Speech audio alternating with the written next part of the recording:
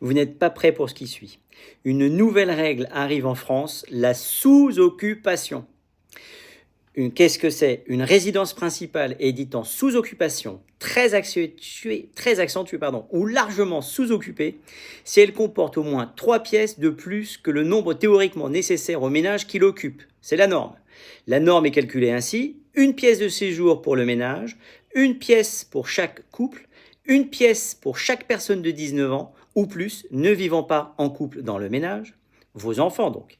Pour les personnes de moins de 19 ans, une pièce pour 2 personnes si elles ont le même sexe ou au moins 7 ans, sinon une pièce par personne.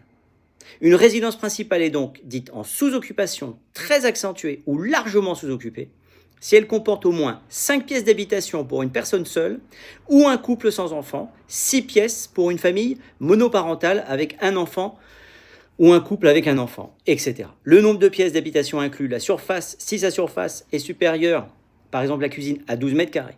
Ne sont pas pris en compte les pièces à usage exclusivement professionnel, ainsi que les entrées, couloirs, salles de bain, etc.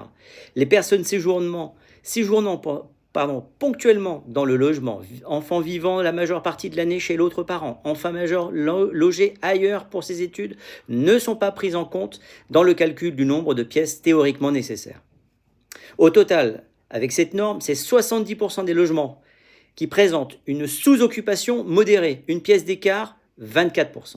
Prononcée, 2 pièces d'écart, 21%, ou très accentuée, 25%. Cette norme est parfaitement respectée pour 21% des logements, tandis que 9% sont suroccupés.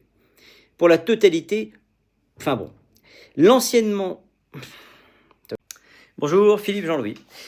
Vous n'êtes pas prêt pour ce qui suit. Une nouvelle règle arrive en France, la sous-occupation.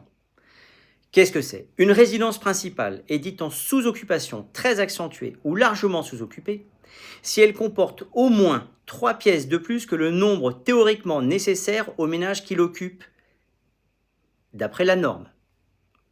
On est en plein délire. La norme est calculée ainsi: une pièce de séjour pour le ménage, une pièce pour chaque couple, une pièce pour chaque personne de 19 ans ou plus ne vivant pas en couple dans le ménage. Pour les personnes de moins de 19 ans, une pièce pour 2 personnes si elles ont le même sexe ou ont moins de 7 ans. Sinon, c'est une pièce par personne.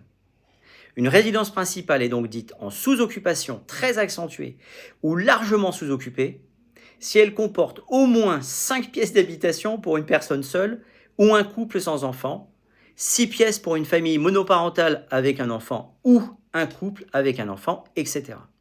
Le nombre de pièces d'habitation inclut la cuisine, si sa surface est supérieure à 12 mètres carrés. Ne sont pas comptées les pièces à usage exclusivement professionnel, ainsi que les entrées, couloirs, salles de bain, etc. Les personnes séjournant ponctuellement dans le logement, c'est-à-dire un enfant vivant la majeure partie de l'année chez l'autre parent, un enfant majeur logé ailleurs pour ses études, etc., ne sont pas prises en compte dans le calcul du nombre de pièces théoriquement nécessaires. Quand je vous dis qu'on marche sur la tête et qu'ils ne savent plus quoi faire pour tuer le marché de l'immobilier, donc après le DPE, voilà une nouvelle norme, la sous-occupation. Au total, avec cette norme, 70% des logements présentent une sous-occupation modérée. Une pièce d'écart, c'est 24%, ça représente. Prononcée, c'est 2 pièces d'écart, c'est 21%, ou très accentuée, 25%. Cette norme est parfaitement respectée pour 21% des logements, tandis que 9% sont suroccupés, dont la totalité des studios compte tenu de la définition. Donc quand vous êtes en studio, évidemment, c'est suroccupé. L'ancienneté d'emménagement est calculée par rapport à la date d'arrivée du premier occupant, toujours présent dans le logement au moment du recensement. Je ne sais pas si vous comprenez ce qui est en train d'arriver.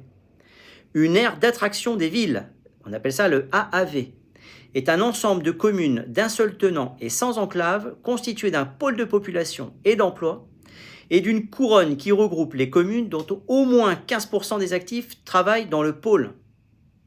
Les pôles sont déterminés principalement à partir de critères de densité de population totale, suivant une méthodologie cohérente avec celle de la grille communale de densité. Moi, je tombe à la renverse. Donc, rétropédalage,